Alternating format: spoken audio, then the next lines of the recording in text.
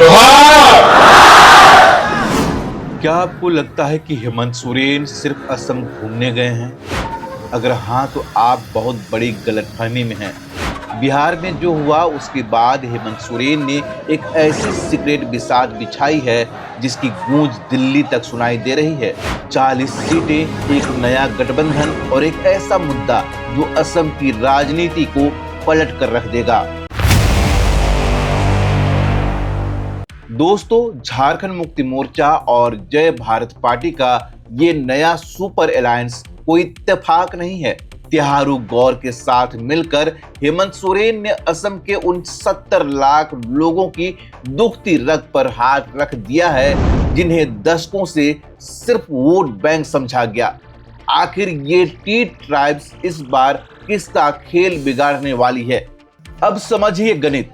ये 40 सीटें वो हैं जहां झारखंडी मूल के आदिवासी तय करते हैं कि मुख्यमंत्री कौन बनेगा। जेएमएम ने यहां एसटी दर्जे का वो कार्ड खेला है जिसका जवाब न बीजेपी के पास है और न कांग्रेस के पास। क्या हेमंत सोरेन यहां किंग मेकर बनेंगे या खुद किंग? राजनीतिक गलियारों में चर्चा है हिमंता विश्वा शर्मा से पुराना हिसाब चुकता करने का तरीका है। याद है 2024 का झारखंड चुनाव, अब बारी असम की है। मुकाबला केवल विकास का नहीं बल्कि अस्मिता का बन चुका है। आज देश का चाय का उद्योग सिर्फ आदिवासियों के बदौलत चलता है।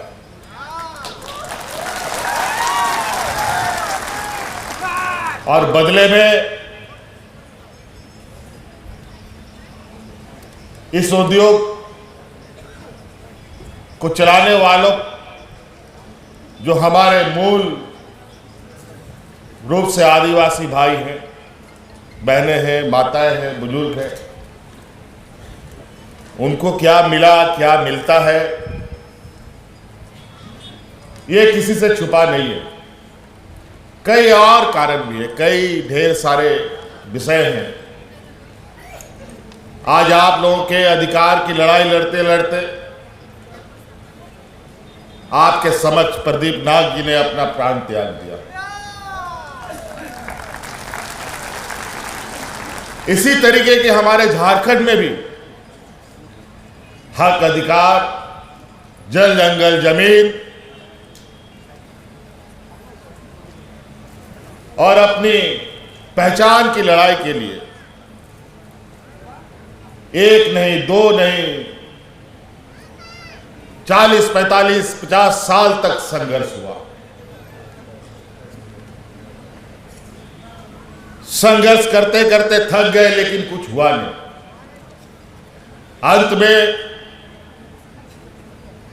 हम लोगों के अग्रणी नेताओं ने, जैसे आदरणीय दिसोम गुरु शिबू सोरेन जी ने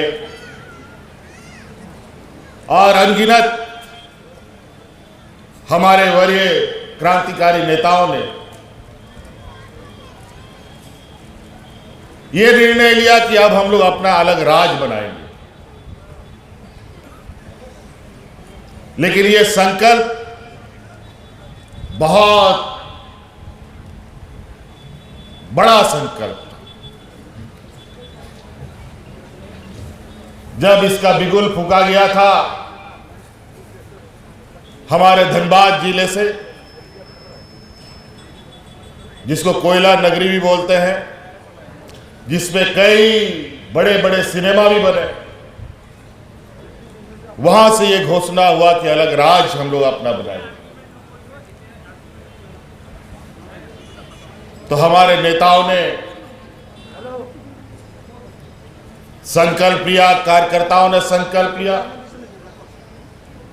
उन्हीं में से हमारे क्रांतिकारी नेता शक्तिनाथ महतो जी थे। उन्होंने कहा ये लड़ाई छोटा नहीं है, ये लड़ाई बहुत लंबा चलेगा। इसके लिए अगर आप लोग तैयार हैं तो हम लोग भी नेतृत्व करने के लिए तैयार हैं। और उन्होंने ये कहा भी था, इस लड़ाई में जो पहली पंक्ति का लोग खड़ा है वो सब मारा जाएगा।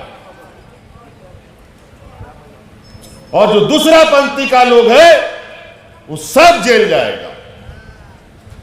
तब जाकर क्या तीसरा पीढ़ी इस राज को सजाएगा और संवारेगा। ठीक वही घटनाक्रम हुआ। अनेकों झारखंड मुक्ति मोर्चा के सिपाही आंदोलन में मारे गए। ना जाने कितने महिलाओं का मांग का सिंदूर उजड़ गया। ना जाने कितना बच्चा अनाथ हो गया।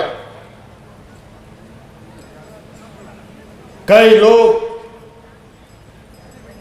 जेल का कोर्ट कचहरी आज तक झेल रहे, लेकिन लड़ाई से पीछे नहीं हटा।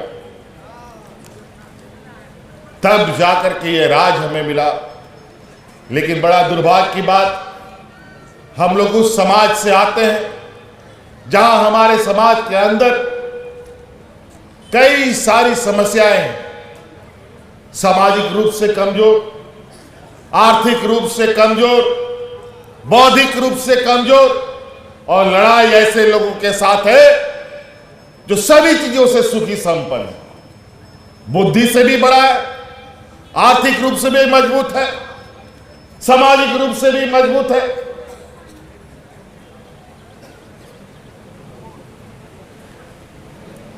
इसीलिए अगर असम में परिवर्तन लाना है तो सबसे पहले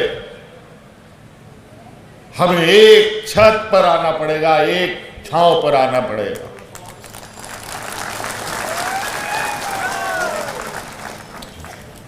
नहीं तो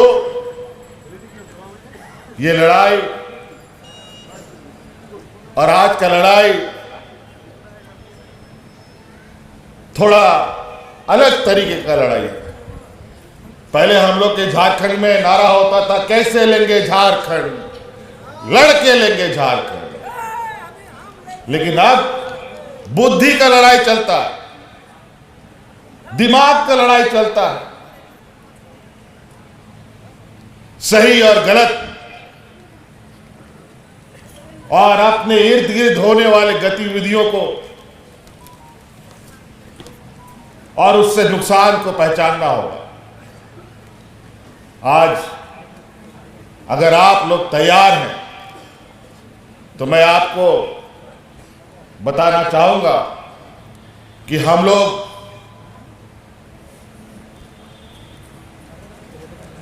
ऐसे लोगों के सपूत हैं, ऐसे खून का कतरा है जो हम लोगों ने कभी पीठ नहीं दिखाया। हम लोगों ने जब जब लड़ा है और इतिहास भी गवाह है, आदिवासी समाज कभी किसी का गुलामी नहीं किया है। कमजोर जरूर रहा है, गरीबी जरूर रही है। राजा महाराजाओं की तरह आदिवासियों ने कभी किसी के सामने घुटने नहीं टेके। आपको क्या लगता है, क्या हेमंत सोरेन का ये दांव असम में चलेगा या बिहार की तरह यहां भी समीकरण बिगड़ जाएंगे? कमेंट में अपनी राय जरूर बताएं। अगले वीडियो के लिए सब्सक्राइब करें क्योंकि असम से एक और बड़ी खबर आने वाली है।